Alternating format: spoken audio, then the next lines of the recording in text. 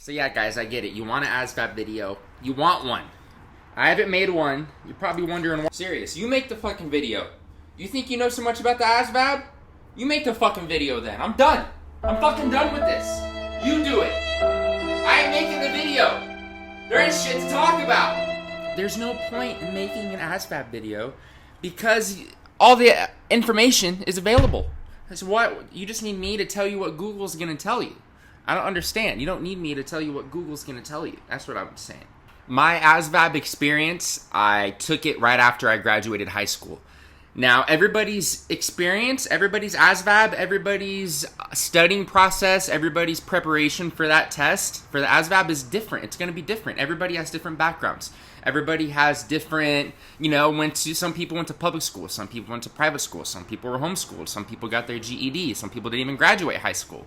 There's many different ways to prepare for the ASVAB. Now, the way I did it, I didn't prepare at all. I went to a private school, and, they're very strict with studying in the curriculum, and I had to take so many SAT practice fucking tests, and the recruiter was like, the ASVAB is similar to the SAT. You got to do reading comprehension, some math, maybe some science, and I took it 6 years ago. When did I take it? Yeah, like 6 years ago I took the ASVAB, and, like I said, I didn't prepare for it. I didn't study for it. I took it right after I graduated, and I scored a 78.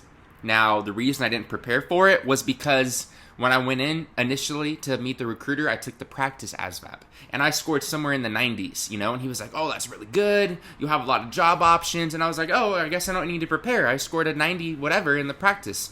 But, even if you do score high in the practice ASVAB, you should prepare. Maybe refresh, do some practice tests online. Maybe read the ASVAB for fucking dummies book. Whatever you want to do to prepare, but do something, because I didn't, and I got a little cocky, and my score went from in the 90s on the practice test to, like I said, I got a 78 or a 79 on the actual ASVAB, which still isn't terrible. It's not bad. It's better than than a majority of people, but still, I could have done a lot better, even if I just prepared a little bit. But yeah, some people are going to have to study a lot. Some people are going to score really low initially, and then you can study, and they'll go from a 30 to a fucking 70.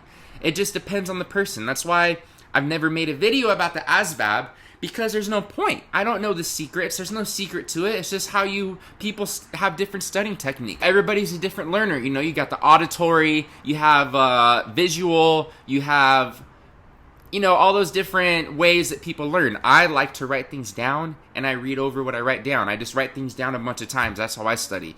And I repeat it back in my head. And also, sometimes how I study, I picture a thing, and I correlate that with what I'm trying to study with a word, and then it pops up in my head, the picture. I don't know. That's me, though. Everybody's different. So that's what I'm trying to tell you guys. I don't know the best way to study for you. You just have to take the practice ASVAB tests, see what you're weak in, see what categories you want to do better in.